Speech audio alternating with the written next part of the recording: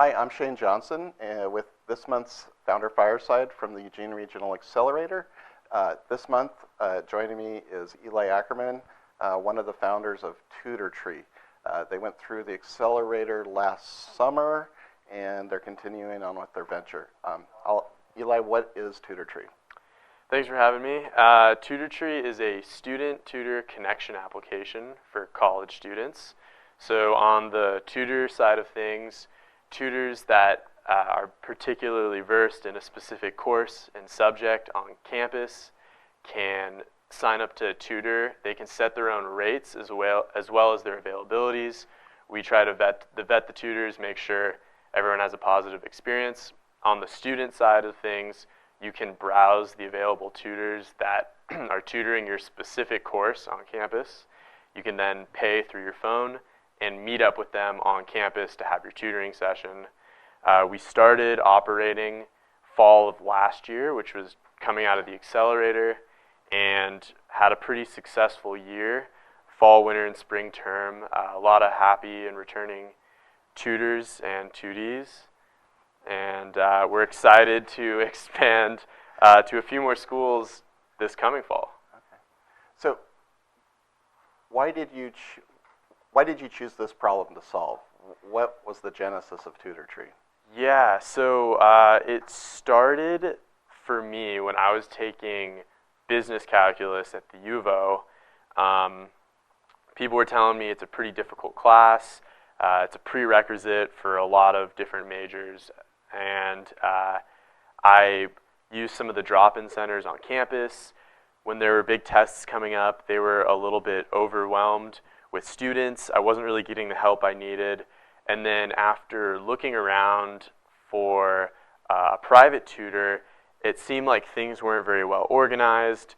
Various people in town had put up posters on bulletins, and those were just pull tabs with names and numbers. A lot of them were unresponsive, or they weren't taking on clients. Some faculty on campus kept track of people who were tutoring, and it was all really unorganized.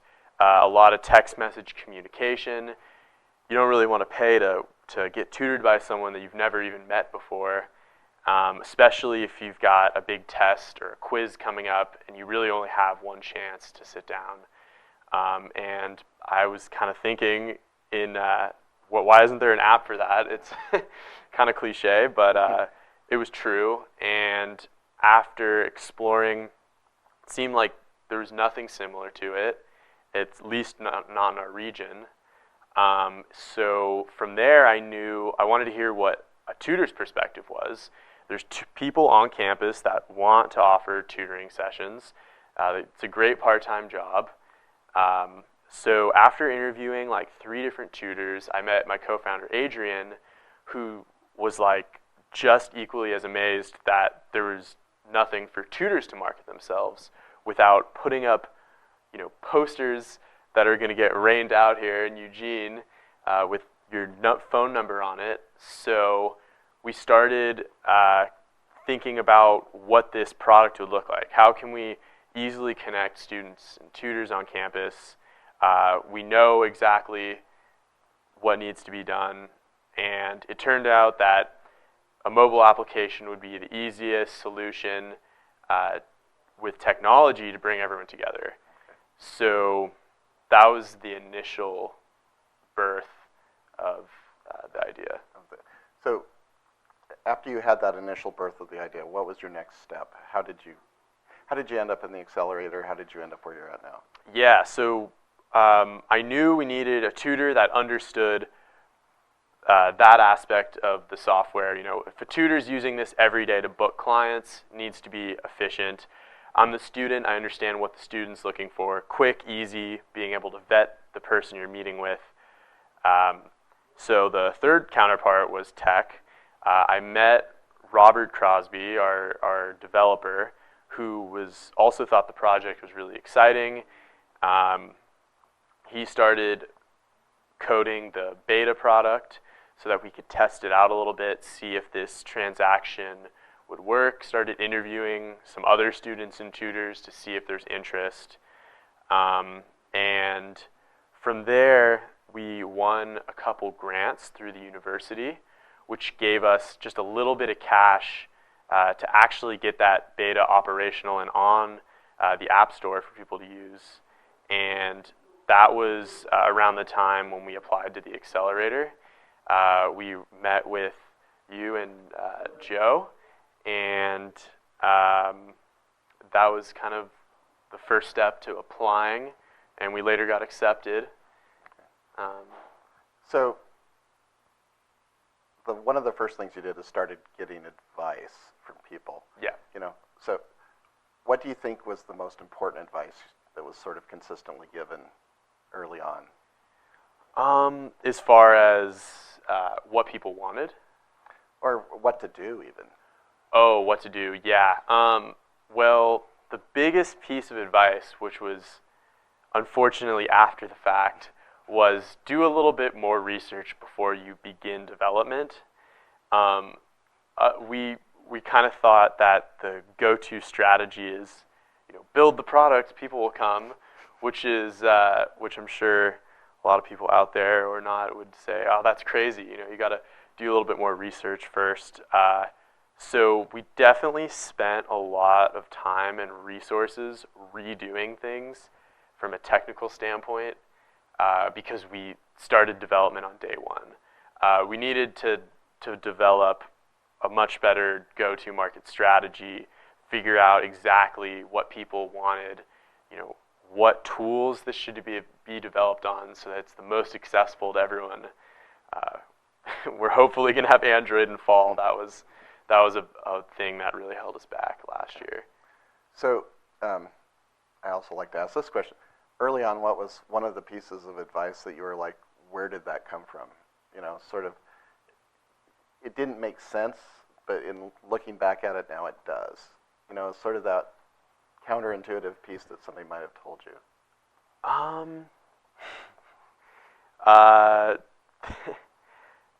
Probably having some business structure in place from day one. No matter who you're working on your business with, friends, not friends, family, changing or starting to form business relationships can make things very difficult, and you have to get around certain,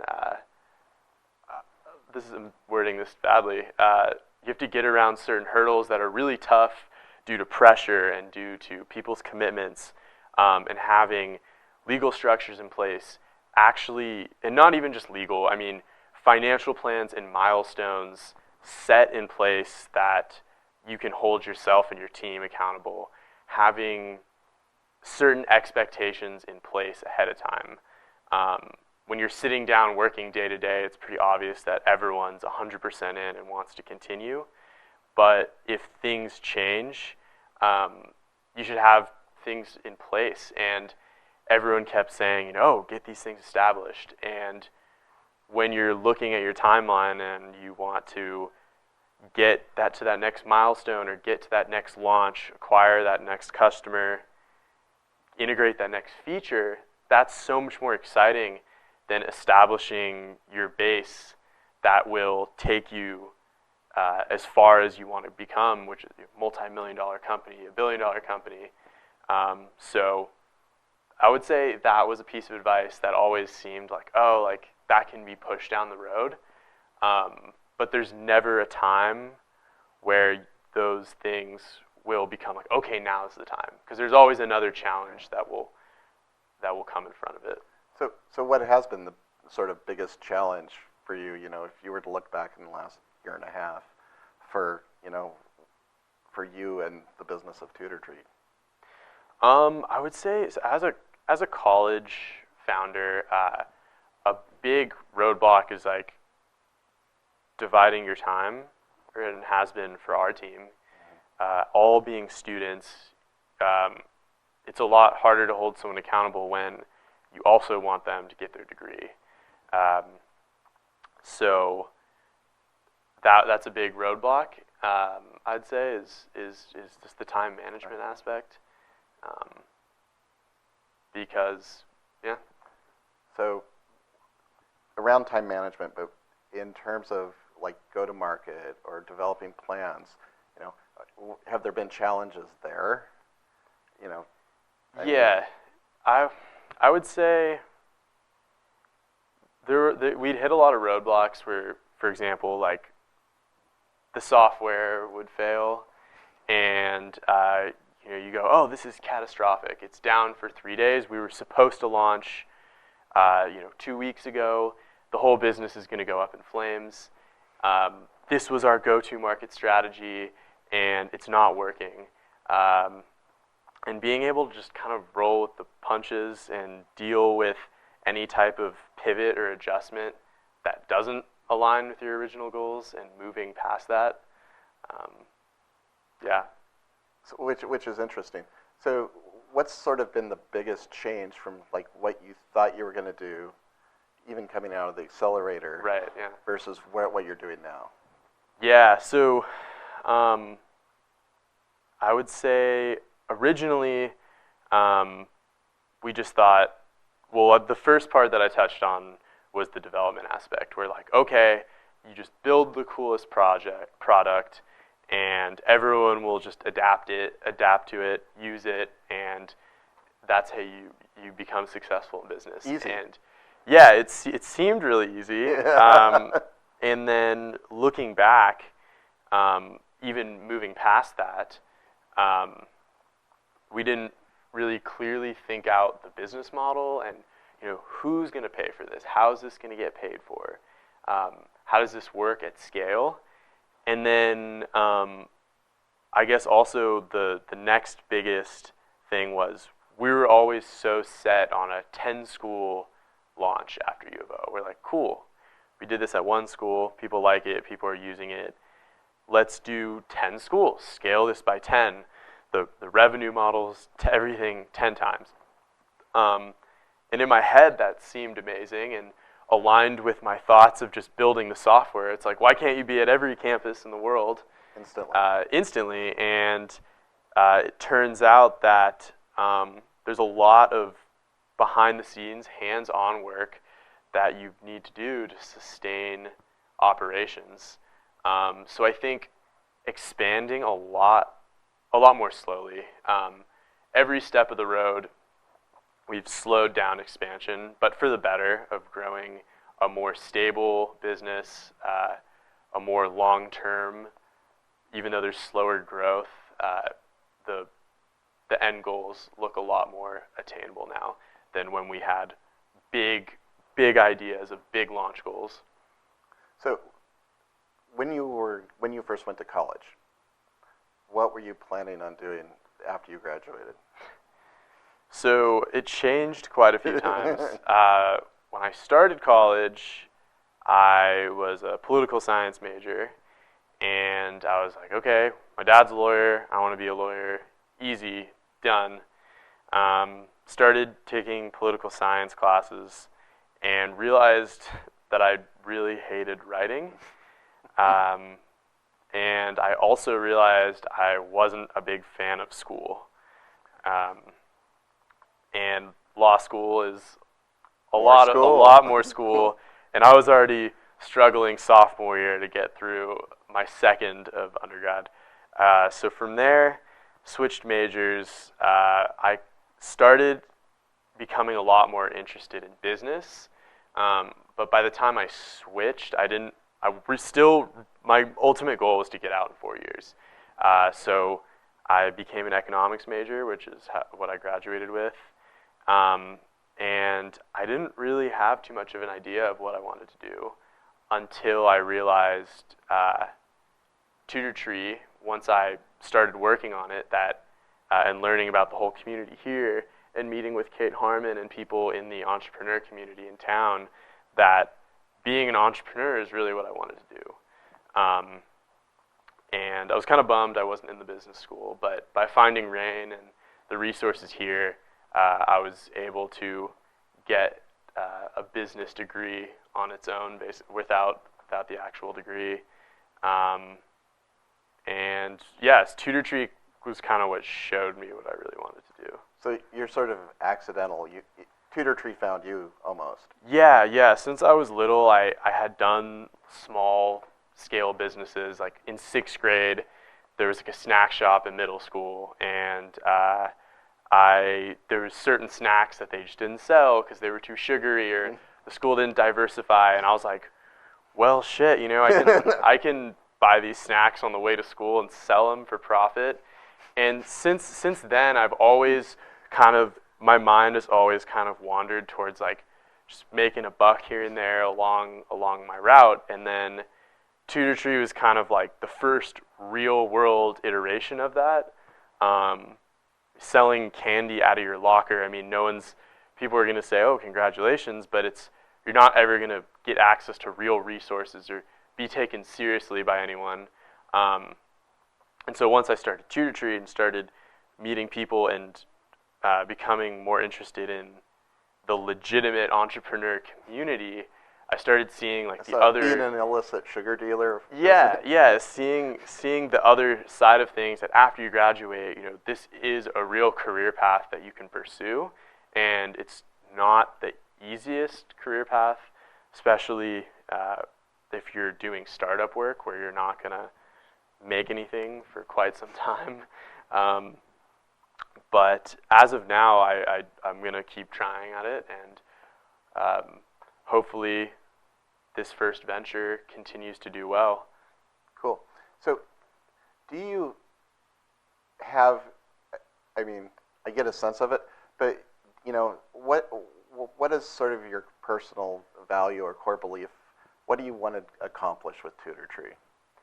I think there's a few folds to it. The first one is the original issue that I found, which was finding a private tutor. People learn in different ways. People come from different backgrounds. And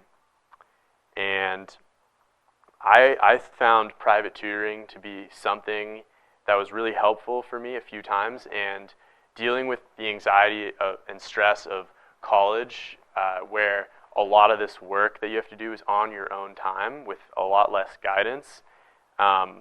It would have been nice to know that there was something like this available, so that if you're in that pressure situation where you have a midterm for a really important class and you really need to review something, that you can sit down with a tutor and spend that hour to go over the material rather than stay up all night trying to figure it out and be tired for your exam.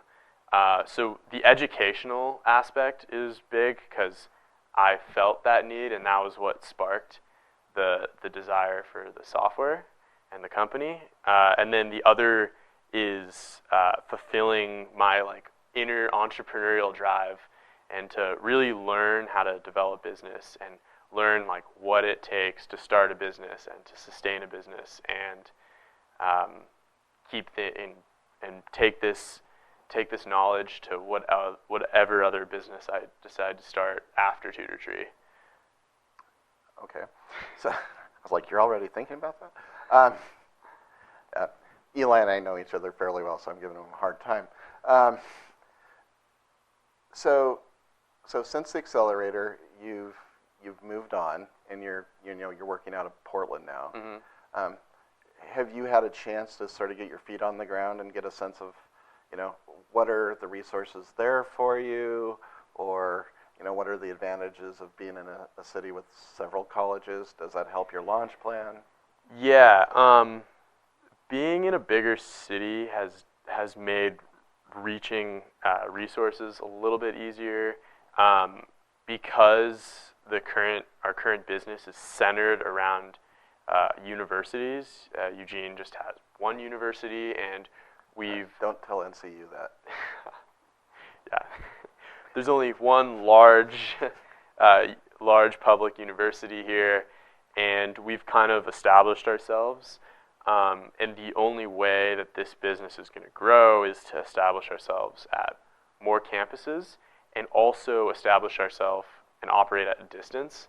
And I think Portland gives us a really good opportunity to be hands-on with a few newer schools, but also operate at U of O this coming fall with that 2-hour drive. When we're operating while we're living here, it's hard to mentally keep track of, oh, well, I walked onto campus today to talk and interview with a tutor or talk to a student that had an issue. When it's a 2-hour drive, you have to be very strategic with how you operate the business from a distance. And I think that'll be interesting to learn from, as well as have access to more people with Portland State and whatever other schools we decide to expand to there. And then also access to capital when it comes time to invest. Okay. So let's see. We're about done. You know, I sort of ask this to everybody, and it's always in a different way. So, you know, where do you see Tutortree in 2 years, 3 years? You know. Yeah. So I think for what we've done this so far is we've proved that we can operate on a single campus while we're there, which was really cool and exciting. But the next big thing we still have to prove to be successful is that we can do it at scale. So as soon as we can prove that we can replicate and do this at scale on a few more campuses, like I said, maintain Eugene and U of O while we're not directly overseeing it, I'd hope in the next 2 years we can add, I don't know how many more schools, it's really hard for me to say, but I think we could be up and down the West Coast in 2 years, as long as we continuously work on it, get the resources we need capital-wise to expand, and as long as the problem that me and Adrian found a year and a half ago and found a solution to it still exists at more campuses. Okay. Well, great. Well, thank you very much for coming down from Portland. Yeah, and, no problem. Thank you very much for joining us.